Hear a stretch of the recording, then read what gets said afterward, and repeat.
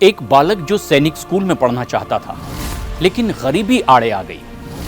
उसका दिल टूट गया, लेकिन उसने हर चुनौती को स्वीकार कर लिया।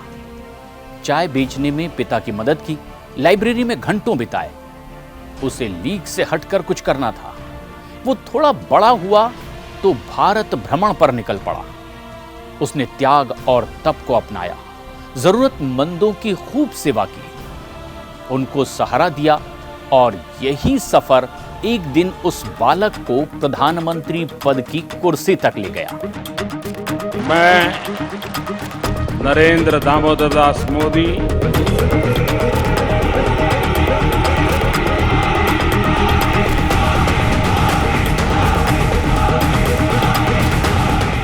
जी हां, हम बात कर रहे हैं नरेंद्र मोदी की।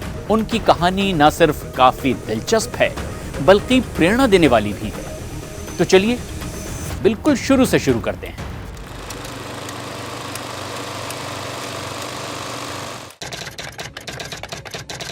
तारीख 17 सितंबर 1950। दामोदर दास मोदी और हीराबा मोदी के घर एक बालक का जन्म हुआ, जिसका नाम रखा गया नरेंद्र मोदी। बालक नरेंद्र मोदी की जीवन यात्रा उत्तरी गुजरात के शहर वडनगर की गलियों से शुरू हुई। नरेंद्र मोदी का जन्म अपने माता पिता की 6 संतानों में से तीसरी संतान के तौर पर हुआ था। मोदी की जिंदगी के शुरुआती साल एक सामान्य माहौल से काफी दूर थे। उनका परिवार समाज के उस कमजोर तबके से था जिसे 2 वक्त का खाना जुटाने के लिए भी संघर्ष करना पड़ता था। पूरा परिवार एक बेहद छोटे से घर में ही रहता था, जो कि लगभग 40 बाई 12 फीट के आकार का रहा होगा। उनके पिता स्थानीय रेलवे स्टेशन पर चाय बेचते थे। बचपन के दिनों में ही नरेंद्र मोदी चाय की दुकान पर अपने पिता का हाथ बटाते थे। एक बच्चे के तौर पर नरेंद्र मोदी ने अपनी पढ़ाई लिखाई और पिता के काम में मदद करने के बीच ही संतुलन भी बनाया। उनके सहपाठी नरेंद्र मोदी को एक तर्कशील, मेधावी और मेहनती छात्र के रूप में हमेशा याद करते हैं। बताया जाता है कि मोदी स्कूल की लाइब्रेरी में घंटों घंटों बिता दिया करते थे। उन्हें तैराकी का भी बहुत शौक था। एक बच्चे के रूप में वो अक्सर हिंदू और मुसलमान दोनों समुदायों के त्योहार मनाया करते थे, क्योंकि उनके पड़ोस में उनके बहुत सारे मित्र मुस्लिम समाज से भी थे। हमारे घर में ईद भी मनती थी, हमारे घर में और भी त्योहार होते थे। मेरे घर में ईद के दिन खुद का खाना नहीं पकता था। सारे मुस्लिम परिवारों से मेरे यहाँ खाना आ जाता था, क्योंकि मेरे परिवार, हम रहते वहीं हैं, मेरा घर वहीं है, मेरे यानी 5 कदम के बाद मुस्लिम परिवार है। एक बालक के तौर पर नरेंद्र मोदी का एक सपना भी था, भारतीय सेना में जाकर देश की सेवा करने का।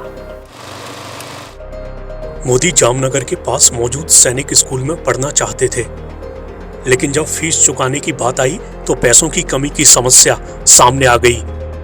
लेकिन जो बालक ये सपना टूटने की वजह से दुखी हुआ, वक्त ने उसके लिए कुछ अलग ही सोच कर रखा था। खुद बचपन से ही गरीबी देखने वाले मोदी ने खुद को मानवता की सेवा में लगा दिया। जैसे जब ताप्ती नदी ने बाढ़ का कहर ढाया था, तब 9 साल के नरेंद्र और उनके दोस्तों ने खाने के स्टॉल लगाए थे, राहत कार्यों के लिए धन जुटाया था। जब साल 1965 में पाकिस्तान के साथ युद्ध छिड़ा, तब नरेंद्र मोदी ने रेलवे स्टेशन पर सीमा की ओर जाने वाले, वहां से लौटने वाले जवानों के लिए चाय बांटने का काम भी किया था। युवावस्था में ही नरेंद्र मोदी का झुकाव त्याग और तप की ओर बढ़ रहा था। उस वक्त उन्होंने नमक, मिर्च, तेल और गुड़ खाना छोड़ भी दिया था। स्वामी विवेकानंद के बारे में पढ़कर मोदी पर उनका गहरा असर हुआ। यही असर मोदी को अध्यात्म की यात्रा की ओर ले गया। 17 साल की उम्र में उन्होंने एक असाधारण फैसला ले लिया, जिसने उनका जीवन ही पूरी तरह से बदल कर रख दिया। दरअसल उन्होंने घर छोड़ने और देश भर में भ्रमण करने का फैसला किया। उनका परिवार नरेंद्र के इस फैसले पर हैरान था, लेकिन उन्हें यह फैसला स्वीकारना ही पड़ा। जब घर त्यागने का दिन आया, उस दिन उनकी मां ने उनके लिए विशेष अवसरों पर बनाया जाने वाला मिष्ठान भी तैयार किया। उनके माथे पर परंपरागत रूप से तिलक लगाया और इसके बाद नरेंद्र मोदी ने हिमालय की यात्रा की। वो पश्चिम बंगाल में रामकृष्ण आश्रम गए। उन्होंने पूर्वोत्तर की यात्रा की और इन यात्राओं ने भी इस नौजवान के ऊपर गहरी छाप छोड़ी। उन्होंने देश की अलग अलग संस्कृतियों का अनुभव भी किया। नरेंद्र मोदी 2 साल बाद वापस लौटे, लेकिन घर पर केवल 2 हफ्ते ही रुके और इस बार उनका लक्ष्य तय था और मकसद बिल्कुल साफ था। वो अहमदाबाद जा रहे थे। वो राष्ट्रीय स्वयंसेवक संघ यानी कि आरएसएस के साथ काम करने का पूरी तरह से मन बना चुके थे। साल 1925 में स्थापित आरएसएस एक सामाजिक सांस्कृतिक संगठन के तौर पर भारत के आर्थिक, सामाजिक और सांस्कृतिक पुनरुत्थान के लिए लगातार काम कर रहा था। उधर करीब 20 साल की ही उम्र में नरेंद्र गुजरात के सबसे बड़े शहर अहमदाबाद पहुंच गए। साल 1972 में वो प्रचारक बन गए और पूरा वक्त आरएसएस को देने लगे। वो कठोर दैनिक दिनचर्या अपनाते थे। दिन की शुरुआत सुबह 5 बजे से हो जाती थी और देर रात तक काम चलता रहता था। एक व्यस्त दिनचर्या के बीच नरेंद्र मोदी ने राजनीति विज्ञान में डिग्री भी हासिल कर ली। फिर आया साल 1975। जब देश में इमरजेंसी लगी, तब नरेंद्र मोदी इमरजेंसी विरोधी आंदोलन के मूल में थे। वो जो काम संभाल रहे थे उसमें से एक ये भी था कि गुजरात में आने और वहां से जाने वाले आपातकाल विरोधी कार्यकर्ताओं के लिए यात्रा की व्यवस्था करना। कभी कभी अपने काम के चलते उन्हें कई तरह के भेष भी बदलने पड़ते थे ताकि वो पहचाने ना जाएं। नरेंद्र मोदी ने आरएसएस के काम को आगे बढ़ाने में पूरा योगदान दिया और ये काम जारी रखा। वक्त के साथ साथ आरएसएस में उनकी जिम्मेदारियां भी बढ़ती चली गई। मोदी की जीवनी में इस बात का जिक्र है कि उनको आरएसएस और नई बनी पार्टी बीजेपी में उनके वरिष्ठ उन्हें और ज्यादा जिम्मेदारी सौंपना चाहते थे। साल 1987 में एक और अध्याय नरेंद्र मोदी के जीवन में शुरू हुआ। उन्होंने गुजरात बीजेपी में संगठन सचिव के तौर पर काम करना शुरू कर दिया। नरेंद्र मोदी ने लगातार गुजरात में पार्टी को मजबूत करने की दिशा में काम किया। उन्होंने कई यात्राओं के सफल मैनेजमेंट में बहुत महत्वपूर्ण भूमिका निभाई। फिर आया साल 1995। 1995 से नरेंद्र मोदी ने बीजेपी के राष्ट्रीय सचिव के रूप में काम किया।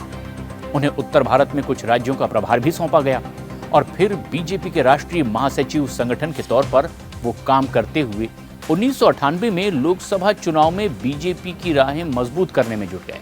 सितंबर 2001 में मोदी को तत्कालीन प्रधानमंत्री अटल बिहारी वाजपेयी का फोन आया, जिसमें उनके जीवन में एक नया अध्याय खुल गया।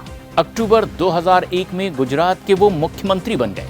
कहा जाता है कि बीजेपी आलाकमान ने केशुभाई पटेल की जगह मोदी को मुख्यमंत्री इसलिए बनाया क्योंकि उसे गुजरात में बीजेपी की जमीन खिसकती दिखाई दे रही थी। मगर मोदी ने मुख्यमंत्री पद संभालने के बाद पीछे मुड़कर कभी नहीं देखा। उन्होंने गुजरात को विकास की एक नई ऊंचाई तक पहुंचाया। मगर मुख्यमंत्री के तौर पर मोदी की राह आसान भी नहीं थी। साल 2002 के दंगों के बाद विपक्ष लगातार उनको घेरता रहा। उन पर खूब तीखे हमले होते रहे, लेकिन नरेंद्र मोदी लगातार जनता का भरोसा जीतने में कामयाब रहे।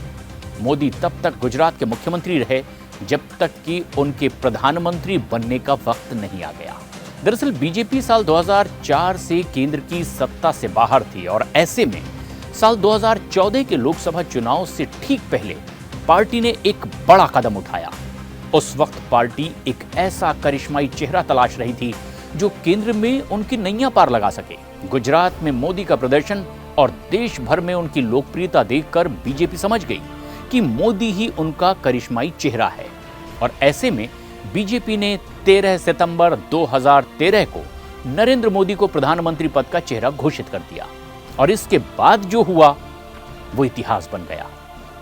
नरेंद्र मोदी ने बड़ी जीत के साथ बीजेपी की सत्ता में वापसी करा दी।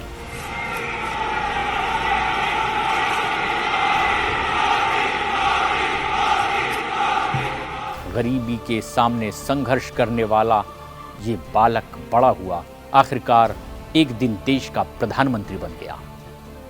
उनकी कहानी से लोग प्रेरणा लेने लगे। नरेंद्र मोदी की सरकार ने सबका साथ, सबका विकास, सबका विश्वास के नारे के साथ काम किया। उनकी सरकार के मुख्य कामकाज की बात करें तो आयुष्मान भारत योजना, जनधन योजना, उज्ज्वला योजना, स्वच्छ भारत मिशन, किसान Samman Nidhi, make in India, गरीबों को पक्का मकान देना, गरीबों को मुफ्त राशन देना, ये तमाम ऐसे कार्यक्रम और योजनाएं रही जो लगातार चर्चा में रही। इस बेहद अहम खबर और जानकारी पर क्या है आपकी राय, हमें कमेंट्स करके जरूर बताएं।